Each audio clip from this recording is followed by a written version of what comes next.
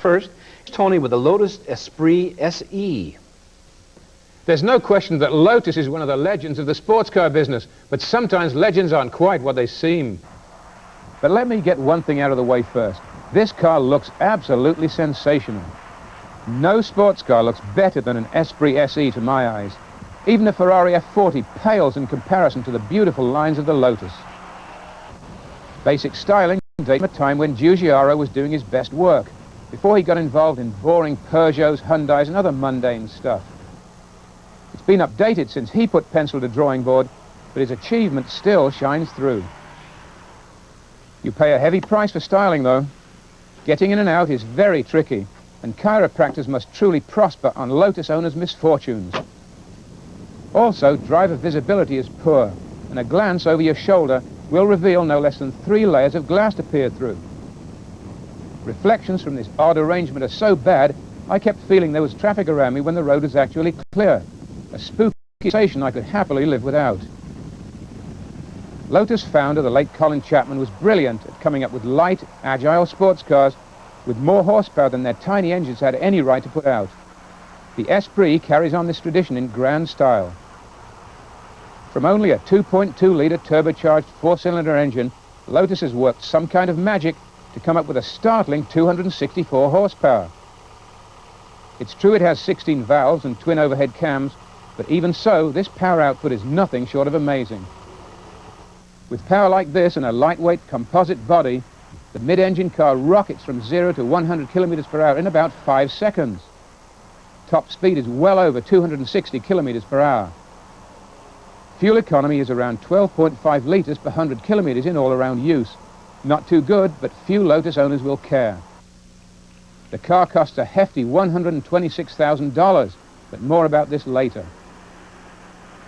Apart from acceleration that shoves you back in your seat, the Esprit handles in race car fashion. In fact, it's at its best on the track, and I had an afternoon of pure delight putting it through its paces on a tight little circuit. Around town, where quite frankly most of these cars will pass their days, the Esprit is not quite so happy.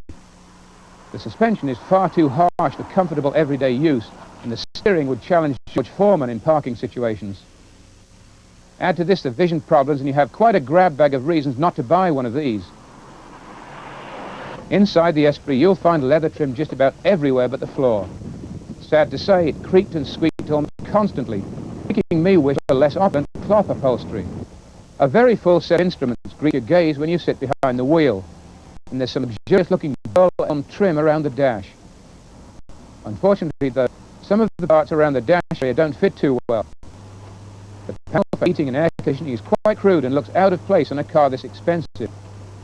No radio is fitted to a test car, but Lotus does list one in the brochure as standard. You can almost go tops with the Esprit by removing glass roof panel, but this proved to be a task best handled by 2 people. Interior stowage was quite good for an exotic, and the trunk behind the engine was usefully deep and wide. Summing up, I was not happy with this car, especially at the price. It was no fun around town at all, and this factor just has to be considered these days. It handles and goes well, and is a delight on the track, but so's a Formula car, and nobody would want to commute in one of those. Rivals are many if you consider that there are cars just as good as this for half the cost. There's the pricey Porsche Carrera 2, the Acura NSX, Porsche 944 Turbo, and Nissan 300ZX Turbo. No slouch either is a Toyota Supra. And let's not forget the almost as quick Toyota MR2, which is much more fun for general driving and is a third of the price.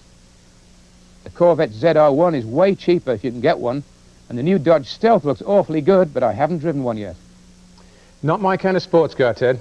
Well, I agree 100% about the price. It's atrocious. It has no business being that expensive. It's hard to get in and out of this car. Not as hard as a Morgan, but hard to get in and out of. Had no radio. I couldn't believe it. 126 grand and no radio. It gets one if you order one. If you pay for it, right? No, it's included. Oh, does it? Well, how come I didn't have one? It just hadn't been fitted. You get a choice, I think. Well, I noticed that. Anyway, this car is just an absolute delight to drive.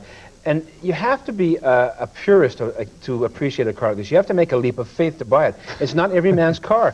But if you like real seat-of-the-pants driving, you can't be... This is one of the nicest cars I've driven in a long time. Well, I think it takes more than a purist to see out of that back window and to manipulate the steering in close parking But situations. if you ask people that like these cars, that kind of stuff doesn't bother them. And apart from all that, I mean, I can tell you how to save $75,000 and get a car that's just as good, and that is to buy a Nissan 300ZX. Not as good as this car. It doesn't have the same handling. This one will out-handle the Nissan. It'll also out-brake it. And it's just much more fun. I'm not putting the Nissan down, but this is more fun. But these are marginal things. I mean, it is a wonderful car, and to get that much horsepower out of this engine is a tremendous achievement. I don't know how they've done it. I don't no idea, but it is what they used to do in the old days with 1600cc Ford-based engine and the old Elans and so forth. They were wonderful cars. But this one is, it's just the livability of the car that bothers me, not really the looks or the performance. I can't see you owning a Morgan. I own a Morgan. I love this car because it's impractical, but of course it is. That's the general idea, right? You suffered enough. You own a Morgan, you're prepared to suffer more. Okay, let me sum up here. Okay, I hated the getting in and out of this car was really difficult. Visibility was awful, the price was outrageous, and the street handling was abysmal. On the plus side, loved the styling, and the performance was just shattering. But because of its enormous price, at half this price, I'd still think it was expensive. I can only give this one a quarter of a tank.